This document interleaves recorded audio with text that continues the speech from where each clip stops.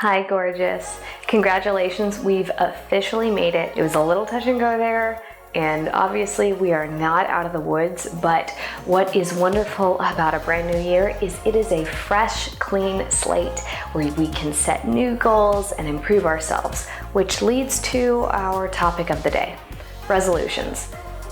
They suck.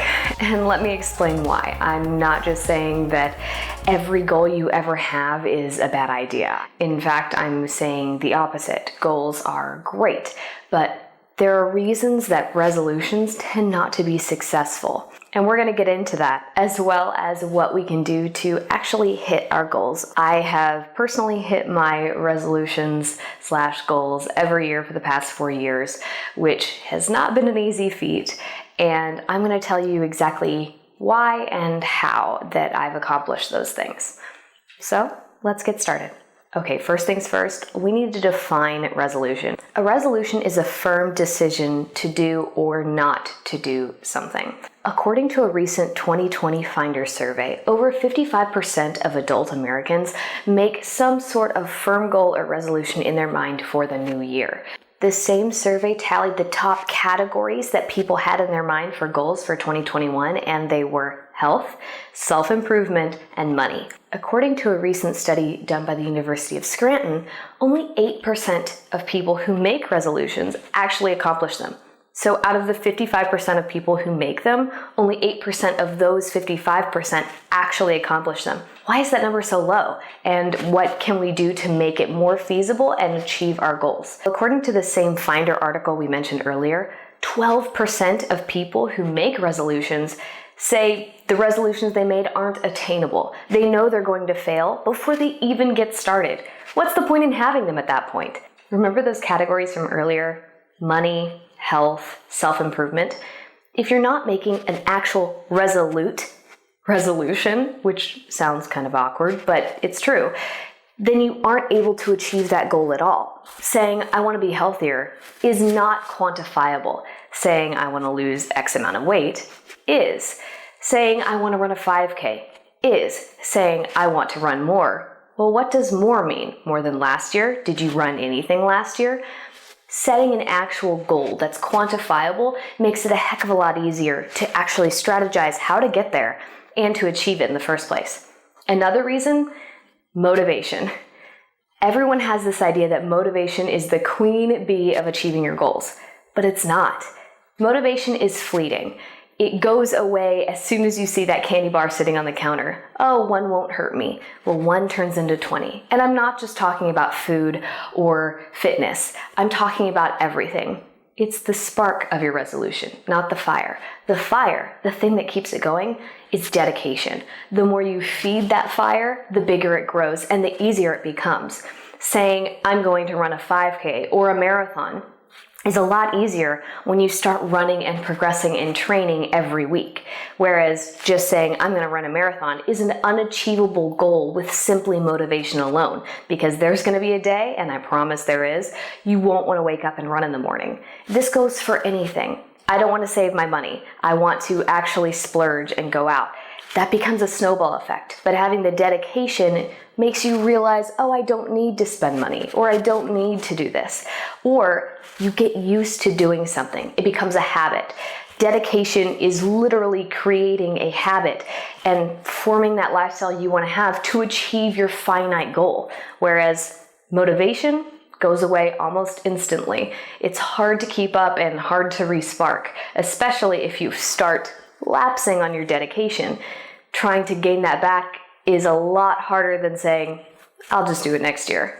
So I've talked a lot about resolutions. What's the difference between that and goals, and why are goals so much better? Well, really, it's just semantics. It's how you define a goal versus a resolution. But for me, a goal is an achievable act. It should be the same as a resolution, a finite decision or a finite act to do something or not to do something. But it gives you an end point. It's crossing a finish line. It gives you a quantifiable thing you want to achieve. Now, what is quantifiable? Literally, it means quantity. Something with a number, a certain yes or no, 0 or 1 for binary nerds, a certain weight a certain time, a certain number of times, which helps quantify whether yes, you achieved your goal or no, you didn't, and how you can get there. Literally, the definition of a goal is the object of a person's ambition or effort. And that's exactly what you want. Ergo, set goals, not resolutions. Okay, so we're gonna set goals. Great. How do we do that? You probably have a few things in mind that you want to accomplish. Awesome. Keep those in your brain. But here are a couple guidelines that will help make sure that your goals are accomplishable and hopefully set up in a way to help you find success. Like we said earlier, make sure it's a quantifiable goal. It has a number involved, a yes or a no, a task completed or a task not completed. Don't make it based on emotions. Don't say, I want to run more. Say, I want to run X amount of miles or X times a week. That way you have a number associated with your goal and you know if you've achieved it or not. One year, I decided I was going to run 500 miles within a year. And that was a really great goal. I scheduled it out, and of course I missed some weeks and I lapsed, especially during the summer, because it got hot. However, once I got into October, November, I looked and realized my goal was still achievable with the number of miles I had left. And I was able to plan that out and still accomplish my goal before the next year. Having that number made it achievable, because otherwise I would have said, I'll run more next year.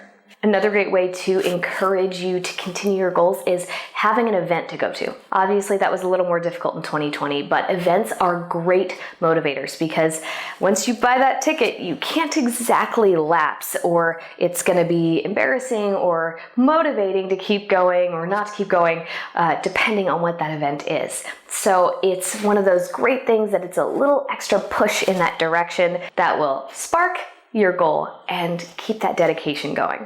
Another tip to keep in mind, make sure your goals are achievable. If you are a busy, hardworking man or woman and you're working at home and you have a family, trying 5 new recipes a week might be a little overwhelming, especially dealing with picky eaters or intense grocery bills, whereas doing something like 2 a week might be more feasible and would allow you to circulate those recipes that you really like into your daily lifestyle, as well as allow you to go overboard if you wanted to, trying 3 or 4 one week and still maintaining that 2 throughout the rest of the week. Now that you have your goal, awesome. You have your goal, it's quantifiable, it's achievable, you know you can do it. My next recommendation is schedule it out. Make a plan. Don't just say, I'm going to run X amount of miles and save it for December. Don't say, I'm going to try 500 new recipes and save it for December. Don't say, I'm going to read 50 new books and save it for December.